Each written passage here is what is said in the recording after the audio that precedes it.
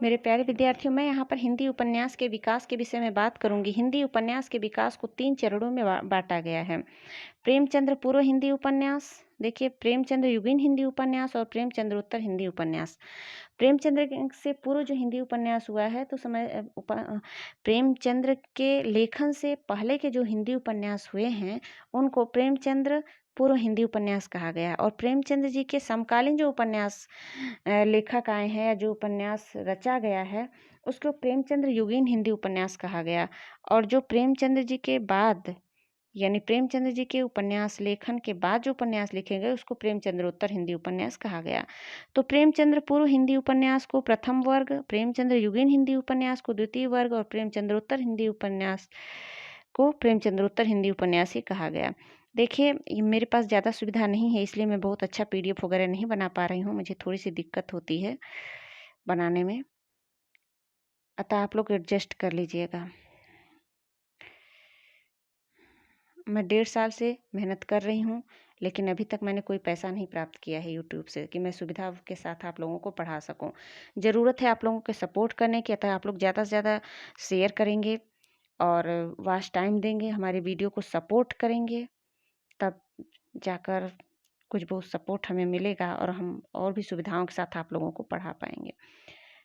देखिए यहाँ पर प्रथम वर्ग के प्रमुख उपन्यासकारों के नाम आप लोग देख लीजिए। लाला श्रीनिवास दास, बालकृष्ण भट्ट, जगमोहन सिंह, देवकीनंदन खत्री, अयोध्या सिंह उपाध्याय हरिऔध और राधिका रमण प्रसाद सिंह। ये प्रथम वर्ग के उपन्यासकार हैं, यानी कि प्रेमचंद्र पूर्व हिंदी उपन्यासकारों के ये नाम है जो हमने अभी बताया। प्रेमचंद्र पूर्व हिंदी उपन्यासकार हैं ये लोग। अब देखिए द्वितीय वर्ग में जो प्रेमचंद्र युगीन हिंदी उपन्यासकार हैं उसमें प्रेमचंद्र तो हैं ही, उसके बाद जयशंकर प्रसाद, विश्वंभर नाथ शर्मा कौशिक, चतुर सेन शास्त्री और पांडे बेचन शर्मा उग्र, प्रताप नारायण श्रीवास्तव, वृंदावन लाल वर्मा, सूर्यकांत त्रिपाठी, निराला, ये लोग हैं उपन्यासकार। निराला जी की जैसे आप लोग काव्य कृतियाँ ज़्यादा पढ़े होंगे लेकिन ये उपन्यासकार भी हैं। प्रेमचंद्र जी कहानी में सर्वश्रेष्ठ माने गए हैं लेकिन उपन्यास भी इनकी बहुत अच्छी अच्छी है, जैसे निर्मला गबन वगैरह। जयशंकर प्रसाद जी भी बहुत अच्छे उपन्यासकार हैं, इन्होंने 69 कहानियाँ भी लिखी है जयशंकर प्रसाद जी। जबकि जयशंकर प्रसाद जी की आंसू, लहर, झरना, ये सब जो इनकी काव्य कृतियाँ हैं इनको काफ़ी प्रसिद्धि प्राप्त हुई है। विश्वंभर नाथ कौशिक भी एक अच्छे लेखक रहे हैं। इसके बाद पांडे बेचन शर्मा उग्र, उग्र जी भी ने बहुत अच्छी अच्छी रचनाएं की हैं हिंदी साहित्य में और इनके रचनाओं से भी बहुत सारे क्वेश्चन बनते हैं। अतः यहाँ पर जो भी पॉइंट्स हैं सब महत्वपूर्ण हैं। लास्ट तक आप लोग वीडियो देखिएगा, लास्ट तक बने रहिएगा। मैं ट्रिक के साथ बहुत अच्छी अच्छी बातें आप लोगों को बताऊंगी। आप लोगों को इसको याद रखना ज़रूरी है। आप लोग शुरू में ही छोड़ देते हो थोड़ा सा ही देखकर, जिससे हम भी डिमोटिवेट होते हैं और आप लोगों को भी पूरा फ़ायदा नहीं मिल पाता है वीडियो देखने का। अतः अब आप लोग आगे देखिए। प्रेमचंद्रोत्तर हिंदी उपन्यासकारों के नाम में जैनेन्द्र हैं, अज्ञे जी हैं, सच्चिदानंद, हीरानंद वात्स्यायन अज्ञे, फिर जैनेन्द्र हैं, इलाचंद्र जोशी, यशपाल, हजारी प्रसाद द्विवेदी, उदय शंकर भट्ट, मोहन राकेश, कमलेश्वर, राजेंद्र यादव, मन्नू भंडारी, उषा प्रियमदा, सुरेंद्र वर्मा, भारती इत्यादि लोग हैं। इससे पहले मैंने कहानी पर एक अच्छी वीडियो बना रखी है, उसको भी आप लोग देख लीजिए। उन कहानियों से भी क्वेश्चन पूछे जाएंगे। हिंदी साहित्य के इतिहास को और मुख्य रचनाकारों और रचनाओं के नाम से संबंधित आप लोगों को अपने ज्ञान को यदि बढ़ाना हो तो आप लोग हमारे वीडियो हिंदी साहित्य के इतिहास के वीडियो को, कहानी के वीडियो को, ये उपन्यास का ये बना रही हूँ तथा अन्य गद्य विधाओं पर भी मैं वीडियो बनाऊंगी, उसको आप लोग लास्ट तक देखिएगा। आप लोग थोड़ा टाइम देंगे तब जाकर आप लोगों को समझ में आएगा और याद होगा। देखिए यहाँ पर श्रीनिवास दास, लाला श्रीनिवास दास, इनकी रचना परीक्षा गुरु, ये हिंदी का प्रथम उपन्यास है, इसको आप लोग हाईलाइट कर लीजिएगा। हिंदी का प्रथम उपन्यास परीक्षा गुरु है। इसका रचनाकाल 1882 ईस्वी में हुआ है और इससे बार बार क्वेश्चन एग्जाम में पूछे जाते हैं। पहला उपन्यास पहली कहानी इंदुमती है, जबकि पहला उपन्यास परीक्षा गुरु है। यह लाला श्रीनिवास जी द्वारा रचित है 1882 ईस्वी में इसका प्रकाशन हुआ था। इसके बाद श्रद्धाराम फुल्लौरी का भाग्यवती 1877 ईस्वी में, बालकृष्ण भट्ट का रहस्य कथा 1879 ईस्वी में, नूतन ब्रह्मचारी 1886 ईस्वी में। ठीक है, इसके बाद आप लोग देखिए ठाकुर जगमोहन सिंह का श्यामा स्वप्न 1888 ईस्वी में। ठाकुर जगमोहन सिंह की रचना 1888 ईस्वी में। अब देखिए ऊपर हमने प्रथम वर्ग, द्वितीय वर्ग और यह प्रेमचंद्रोत्तर युग बता दिया है। इससे आप लोग समझ जाइएगा कि किस युग के उपन्यासकार हैं, क्योंकि जैसे यहाँ पर ठाकुर जगमोहन सिंह है तो जगमोहन सिंह को देखिए कहाँ पर आ रहे हैं, ये प्रथम वर्ग के उपन्यासकार में आ रहे हैं यहाँ पर जगमोहन सिंह। तो इस प्रकार आप लोग जो है देखिए, मोबाइल से मैं वीडियो बना रही हूँ और जिससे सब कुछ स्पष्ट नहीं हो पा रहा, थोड़ा छोटे अक्षर में लिखा है, तो इसका आप लोग स्क्रीनशॉट लेकर इसको बड़े में करके आप लोग देख लीजिएगा। ठीक है, अब देखिए यहाँ पर आगे आगे देखिए लज्जाराम मेहता जी की रचना धूर्त रसिक लाल, धूर्त रसिक लाल 1899 ईस्वी में, स्वतंत्र रमा और परतंत्र लक्ष्मी भी 1899 ईस्वी में, आदर्श हिंदू 1907 ईस्वी में रचे हैं। ये सब क्या है, इस सब के सब उपन्यास हैं। यहाँ पर उपन्यास के विषय में बात हो रही है, पर अतः यहाँ पर जो भी आप लोग पढ़िएगा उसको याद करते हुए चलिएगा कि ये सब उपन्यास हैं। राधा कृष्ण दास की रचना निसाय हिंदू 1890 ईस्वी में रचित की गई। देखिए इनके रचना काल का समय भी पूछा जाता है एग्जाम में। आगे देखिए बाबू देवकीनंदन खत्री का है चंद्रकांता, चंद्रकांता संतति, काजर की कोठरी, भूतनाथ, वीरेंद्र वीर। ये बाबू देवकीनंदन खत्री की रचना है। चंद्रकांता सीरियल आप लोगों को पता होगा, इन्होंने चंद्रकांता जो सीरियल बना है इनके द्वारा रचे गए उपन्यास चंद्रकांता पर ही बना है। इसके बाद इनकी दूसरी रचना चंद्रकांता संतति है। काजर की कोठरी से बार बार क्वेश्चन पूछा जाता है एग्जाम में, चंद्रकांता से भी पूछा जाता है। फिर उसके बाद भूतनाथ, वीरेंद्र सिंह, इन सब से क्वेश्चन पूछा जाता है। यह देवकीनंदन खत्री की रचना है, चाहे केवल देवकीनंदन खत्री कहिए या फिर इनके नाम के आगे बाबू लगा लीजिए। इनको कुछ लोग बाबू देवकीनंदन खत्री बोलते थे इनके सम्मान में। आगे देखिए गोपाल राम गहमरी, गोपाल राम गहमरी की रचना सरकटीलास, जासूस की भूल, जासूस, देखिए जासूस पर जासूसी, थोड़ा छोटे में कर लो। देखिए मैं बार बार बता रही हूँ कि मेरे पास सुविधाएं नहीं है, कम सुविधाओं में मैं बना रही हूँ, जिससे सब कुछ स्पष्ट नहीं हो पा रहा है। आप लोग स्क्रीनशॉट लेकर उसको बड़े में करके देख लीजिएगा। देखिए गोपाल राम गहमरी जी की रचना सरकटीलास, जासूस की भूल, जासूस पर जासूसी, गुप्त भेद, जासूस की अयारी, गोपाल राम गहमरी जी की रचना है। देखिए इसको आप लोग कहिए तो मैं ट्रिक से भी बता दूं। मैं अभी पहले एक लाइन से आप लोगों को बता रही हूँ, इसके बाद मैं ट्रिक से भी बताऊंगी। आप लोग बस लास्ट तक वीडियो देखिए, तब मैं अच्छी अच्छी ट्रिक लाकर थोड़ी लंबी वीडियो बनाऊंगी ताकि आप लोगों को अच्छे तरह से याद हो जाए। और देखिए छोटे वीडियो में भी चीज़ें बताई जा सकती है लेकिन उसमें याद नहीं करवाया जा सकता है, जिसका कारण ये होता है कि एक बार आप लोग वीडियो को देख कर रख देते हो फिर भूल जाते हो। मैं नहीं चाहती कि जो आप लोगों को बताया जा रहा है उसको आप लोग भूलें, क्योंकि भूल जाएंगे तो फिर उसका कोई मतलब नहीं है। आगे देखिए किशोरीलाल गोस्वामी का है जिंदे की लाश, तिलस्मी शीश महल, लीलावती, यकूती तख्ती, प्रणयिनी परड़य, मस्तानी, प्रेममयी, लवंगलता, कुसुम कुमारी। उसके बाद अयोध्या सिंह उपाध्याय हरिऔध का है हिंदी, ठेठ हिंदी का ठाठ, अधिखिला फूल। ठेठ हिंदी का ठाठ बार बार पूछता है। अयोध्या सिंह उपाध्याय हरिऔध एक प्रसिद्ध लेखक रहे हैं। उसके बाद नाथूराम शर्मा का है आदर्श दंपत्ति, आदर्श हिंदू, बिगड़े का सुधार। राधिका रमण प्रसाद सिंह का है प्रेम लहरी। हाँ, इसके बाद देखिए आप लोग प्रेमचंद्र जी का उपन्यास रचना तो बहुत आप लोग जानते ही होंगे ज़्यादातर। सेवा सदन, प्रेमाश्रम, रंगभूमि, कायाकल्प, गबन, कर्मभूमि, गोदान, मंगलसूत्र, इनकी रचना है। इसके बाद विश्वंभरनाथ शर्मा कौशिक का है माँ और भिखारड़ी, 2 रचना है। जयशंकर प्रसाद जी का है कंकाल, तितली, इरावती। इरावती इनके उपन्यास रचना जो है अपूर्ण रह जाता है। देखिए इसका लेखन का समय भी यहाँ पर सबके दिए हुए हैं।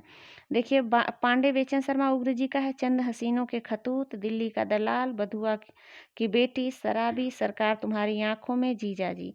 इसके बाद ऋषभ चरण जैन का है दिल्ली का व्यभिचार, दुराचार के अड्डे, वेश्यापुत्र, चंपाकली, मास्टर साहब। मैं एक बार फिर से आप लोगों को बता दूं कि यदि आप लोगों को पीडीएफ लेना हो तो आप लोग हमारे वीडियो पर कमेंट करिएगा और मैं पीडीएफ तैयार करवा रही हूँ, आप लोगों को पीडीएफ प्रोवाइड करवाऊंगी। पहले आप लोग कमेंट करिए, मैं जान लूँ कितने लोगों को चाहिए पीडीएफ, फिर मैं आप लोगों को व्हाट्सएप नंबर दूंगी और उसके थ्रू आप लोगों को प्रोवाइड कराऊंगी पीडीएफ। पहले ज़्यादा से ज़्यादा लोग हमारे वीडियो से जुड़ जाइए, आप लोग सब्सक्राइब कर लीजिए और देखा करिए वीडियो हमारी, क्योंकि मैं देखती हूँ कि मुझे आशाजनक रिजल्ट्स नहीं प्राप्त होता है। कम से कम लोग वीडियो को देखते हो और फिर उसके बाद जो है ज़्यादा देर तक देखते भी नहीं हो, थोड़ी ही देर देखते हो और बंद कर देते हो। आगे देखिए, अब मैं इसी चीज़ को, इसी पॉइंट्स को ट्रिक से बताने जा रही हूँ।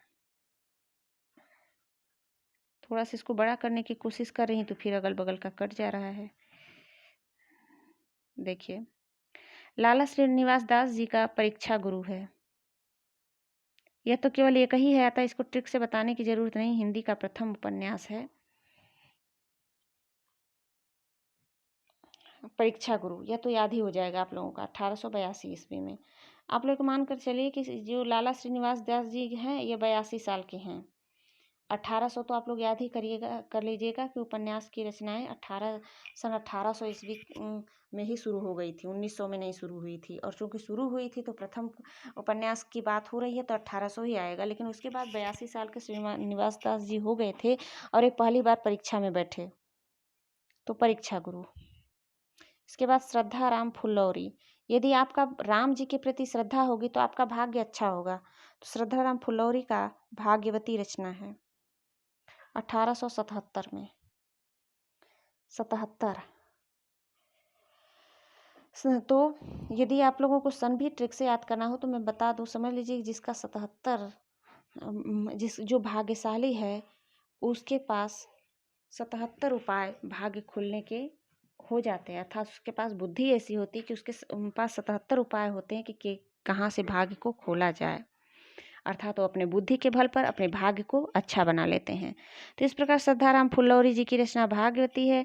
यदि राम जी के प्रति श्रद्धा होगी तो भाग्य अच्छा बनेगा, और यदि आपकी बुद्धि अच्छी होगी तो आपके पास 77 प्रकार के उपाय हैं अपने भाग्य को अच्छा बनाने का, पैसे कमाने का और अपने जीवन में सुख भोगने का।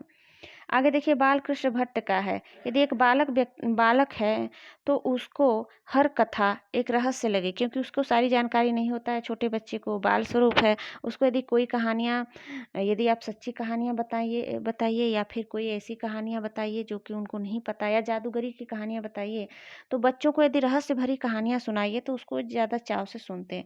नूतन ब्रह्मचारी, क्योंकि जो भी ब्रह्मचारी होते हैं तो उनका 25 साल से कम उम्र होता है।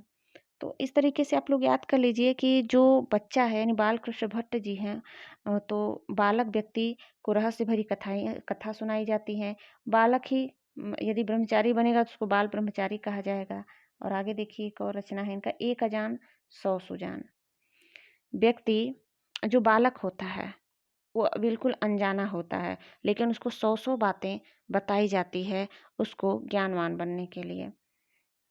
आगे देखिए, बालकृष्ण भट्ट की रचना इस प्रकार। रहस्य कथा कौन सी, ये सब जो है उपन्यास रचना है। बालकृष्ण भट्ट की उपन्यास रचना रहस्य कथा, नूतन ब्रह्मचारी, एक अजान सौ सुजान है। इसके बाद देखिए, ठाकुर जगमोहन सिंह का श्यामा स्वप्न, ये कही है 1888 ईस्वी में। आगे देखिए, लज्जाराम मेहता। लज्जाराम मेहता की रचना है धूर्त रसिकलाल, स्वतंत्र रमा, परतंत्र लक्ष्मी, बिगड़े का सुधार, आदर्श हिंदू। धूर्त रसिकलाल। यदि कोई व्यक्ति रसिक होगा तो वह धूर्त भी होगा, क्योंकि धूर्त व्यक्ति अपना समय व्यर्थ के कामों में बिता देते हैं, भगवान का भजन नहीं करते, अच्छे कार्य नहीं करते, पुण्य नहीं इकट्ठा करते हैं। तो इस प्रकार आप लोग जान जाइए कि धूर्त रसिक लाल जो है यह लज्जा राम मेहता का, जिसको लज्जा नहीं आती वही धूर्त और रसिक लाल होता है। स्वतंत्र रमा और परतंत्र लक्ष्मी। रमा जो है उसको स्वतंत्र, मतलब एक व्यक्ति को स्वतंत्र रखता है, कौन व्यक्ति, धूर्त व्यक्ति, और दूसरे को परतंत्र रखता है, यानी लक्ष्मी जी को बांध कर रखता है, लेकिन रमा जी को स्वतंत्र रखता है। ठीक है, यानी धन को तो परतंत्र करके रखता है, यानी उसको गाड़ कर रखता है धर्म को, लेकिन खुद इतना स्वतंत्र होता है कि किसी की बात नहीं मानता। आगे देखिए, बिगड़े का सुधार। यदि व्यक्ति को लज्जा नहीं है तो वह धूर्त होगा, यदि धूर्त होगा तो उसको तो सुधारना जरूरी, धूर्त है तो वह बिगड़ा हुआ है, बिगड़ा हुआ तो उसको सुधारना जरूरी है। तो इस प्रकार से लज्जाराम मेहता जी की रचना धूर्त रसिकलाल, स्वतंत्र रमा, परतंत्र लक्ष्मी और बिगड़े का सुधार है। आदर्श हिंदू। एक आदर्श हिंदू में ये सब गुण नहीं, मतलब उसके अंदर धूर्तता ये सब नहीं होनी चाहिए, उसके अंदर अच्छे गुण होने चाहिए। किसके अंदर,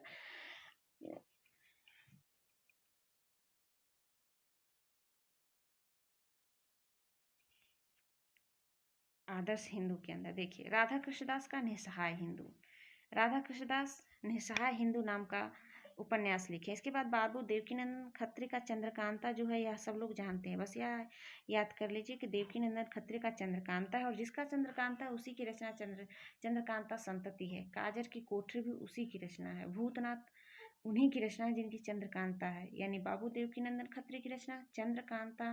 आप लोग याद कर लीजिए, च क झ, देखिए इनमें क ट्रिपल क आए नहीं, हाँ रुकिए इसको थोड़ा छोटे में कर लूँ। देखिए ये इनकी बाबू देवकीनंदन खत्री जी की रचनाओं में 2 बार च आता है, 2 क आता है, यानी टू क टू च, यानी कि कोठरी, काजर की कोठरी, कुसुम कुमारी, चंद्रकांता, चंद्रकांता संतति। इसके बाद भूतनाथ, नरेंद्र मोहिनी और वीरेंद्र वीर है। ठीक, 3 रचनाएं। गोपाल राम गहमरी क्या है? सरकटी लाश, जासूस की भूल, जासूस पर जासूसी, गुप्त भेद, जासूस की अयारी। समझिए गोपाल राम गहमरी जी की जो रचना है जासूस से संबंधित ज्यादा है। जासूस की भूल, समझिए जासूस की भूल, जासूस पर जासूसी, जासूस की अयारी और गुप्त भेद। गुप्त भेद वही जानेगा ना जो जासूसी होगा, जो जासूसी व्यक्ति होगा वह गुप्त भेदों को जानने का प्रयास करेगा। कहते हैं जासूस पर जासूसी, जासूस की भूल, गुप्त भेद, जासूस की अयारी। ठीक है। गोपाल राम गहमरी कहते हैं कि एक सरकटी लाश को देखकर एक जासूस व्यक्ति होता है और उसकी भूल यह होती है कि जासूस पर जासूसी करता है और वह गुप्त भेद को जान लेता है, और जिससे जासूस की अयारी की रचना होती है। तो इस प्रकार गोपाल राम गहमरी जी की रचना सरकटी लाश, जासूस की भूल, जासूस पर जासूसी, गुप्त भेद और जासूस की अयारी नाम की रचना की जाती है।